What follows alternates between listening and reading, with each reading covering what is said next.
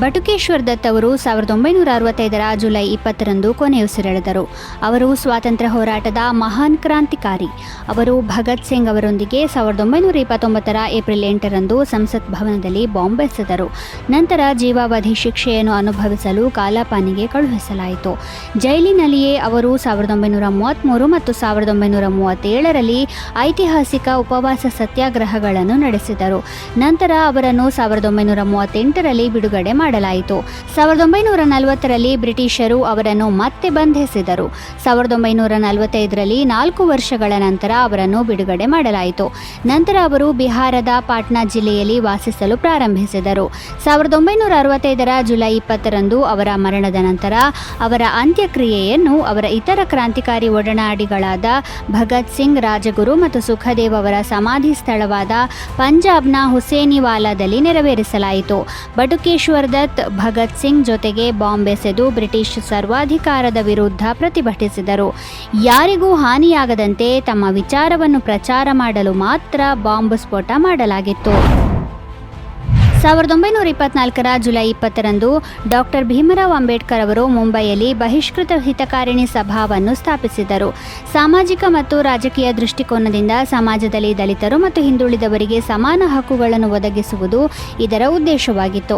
ಈ ಸಭಾದ ಅಡಿಯಲ್ಲಿ ಅನೇಕ ಶಾಲೆಗಳು ಮತ್ತು ವಸತಿ ನಿಲಯಗಳನ್ನು ತೆರೆಯಲಾಯಿತು.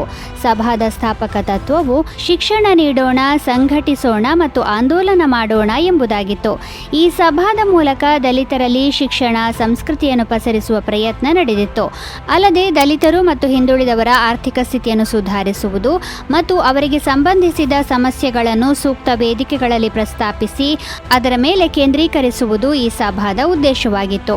ಇದರ ಅಡಿಯಲ್ಲಿ ಡಾಕ್ಟರ್ ಭೀಮರಾವ್ ಅಂಬೇಡ್ಕರ್ ಅವರು ಆ ಕಾಲದಲ್ಲಿ ಅಸ್ಪೃಶ್ಯರೆಂದು ಕರೆಯಲ್ಪಟ್ಟವರಲ್ಲಿ ಹೊಸ ಸಾಮಾಜಿಕ ರಾಜಕೀಯ ಜಾಗೃತಿಯನ್ನು ತರಲು ಮತ್ತು ಅವರ ಕಷ್ಟಗಳನ್ನು ಹೋಗಲಾಡಿಸಲು ಎಲ್ಲ ಪ್ರಯತ್ನಗಳನ್ನು ಮಾಡಿದರು.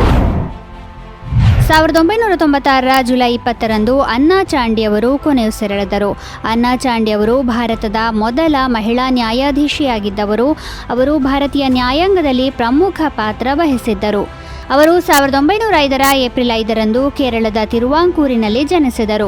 ಅನ್ನಾ ಚಾಂಡಿ ತನ್ನ ಆರಂಭಿಕ ಶಿಕ್ಷಣದ ನಂತರ ಕಾನೂನು ಅಧ್ಯಯನ ಮಾಡಿದರು ಮತ್ತು 1926ರಲ್ಲಿ ಬ್ಯಾಚುಲರ್ ಆಫ್ ಲಾಸ್ ಪದವಿಯನ್ನು ಪಡೆದರು. 1937ರಲ್ಲಿ ಅವರು ತಿರುವಾಂಕೂರಿನ ಉಪ ನ್ಯಾಯಾಧೀಶೆಯಾಗಿ ನೇಮಕಗೊಳ್ಳುವ ಮೂಲಕ ಭಾರತದ ಮೊದಲ ಮಹಿಳಾ ನ್ಯಾಯಾಧೀಶೆ ಎನಿಸಿಕೊಂಡರು. ನಂತರ 1948ರಲ್ಲಿ ಅವರು ಕೇರಳ ಹೈಕೋರ್ಟ್ನ ಮೊದಲ ಮಹಿಳಾ ನ್ಯಾಯಾಧೀಶೆಯಾದರು. ಅನ್ನಾ ಚಾಂಡಿ ಮಹಿಳೆಯರ ಹಕ್ಕುಗಳು ಮತ್ತು ಸಮಾನತೆಗಾಗಿ ಹಲವಾರು ಪ್ರಮುಖ ತೀರ್ಪುಗಳನ್ನು ನೀಡಿದರು ಮತ್ತು ಅವರ ವೃತ್ತಿ ಜೀವನದುದ್ದಕ್ಕೂ ನ್ಯಾಯಾಂಗದಲ್ಲಿ ಮಹಿಳೆಯರ ಭಾಗವಹಿಸುವಿಕೆಯನ್ನು ಉತ್ತೇಜಿಸಿದರು. ಎಡ್ಮಂಡ್ ಹಿಲರಿ 1919ರ ಜುಲೈ 20ರಂದು ಜನಿಸಿದರು. ಅವರು ವಿಶ್ವದ ಅತಿ ಎತ್ತರದ ಶಿಖರವಾದ ಮೌಂಟ್ ಎವರೆಸ್ಟ್ ಅನ್ನು ಏರಿದ ಮೊದಲ ವ್ಯಕ್ತಿ. 1953ರ ಮೇ 29ರಂದು ಅವರು ತೇನ್ಸಿಂಗ್ ನಾರ್ಗೆ ಅವರೊಂದಿಗೆ ಈ ಸಾಧನೆ ಮಾಡಿದರು. ಅವರ ವಿಜಯದ ಸ್ಮರಣಾರ್ಥವಾಗಿ ಅಂತಾರಾಷ್ಟ್ರೀಯ ಮೌಂಟ್ ಎವರೆಸ್ಟ್ ದಿನವನ್ನು ಪ್ರತಿ ವರ್ಷ ಮೇ 29ರಂದು ಆಚರಿಸಲಾಗುತ್ತದೆ. ಈ ದಿನವನ್ನು ಆಚರಿಸುವುದು 2008ರಲ್ಲಿ ಪ್ರಾರಂಭವಾಯಿತು. ಮೌಂಟ್ ಎವರೆಸ್ಟ್ ವಿಶ್ವದ ಅತಿ ಎತ್ತರದ ಪರ್ವತವಾಗಿದ್ದು ಇದರ ಎತ್ತರ 29,000 ಅಡಿಗಳಿಗಿಂತಲೂ ಹೆಚ್ಚು.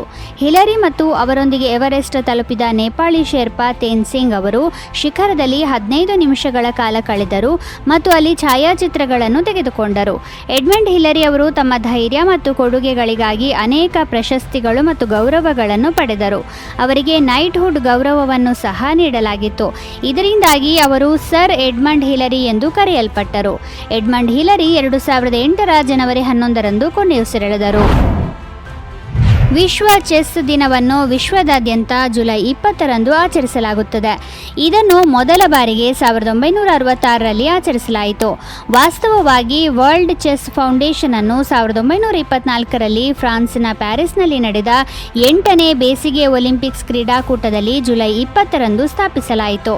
ಅಂತಾರಾಷ್ಟ್ರೀಯ ಚೆಸ್ ಫೆಡರೇಷನ್ ಸ್ಥಾಪನೆಯ ಗೌರವಾರ್ಥವಾಗಿ ಯುನೆಸ್ಕೋ ವಿಶ್ವ ಚೆಸ್ ದಿನವನ್ನು ಆಚರಿಸಲು ಪ್ರಸ್ತಾಪಿಸಿದ ನಂತರ 1966 2006 ಜುಲೈ 20ರಂದು ಮೊದಲ ವಿಶ್ವ ಚೆಸ್ ದಿನವನ್ನು ಆಚರಿಸಲಾಯಿತು.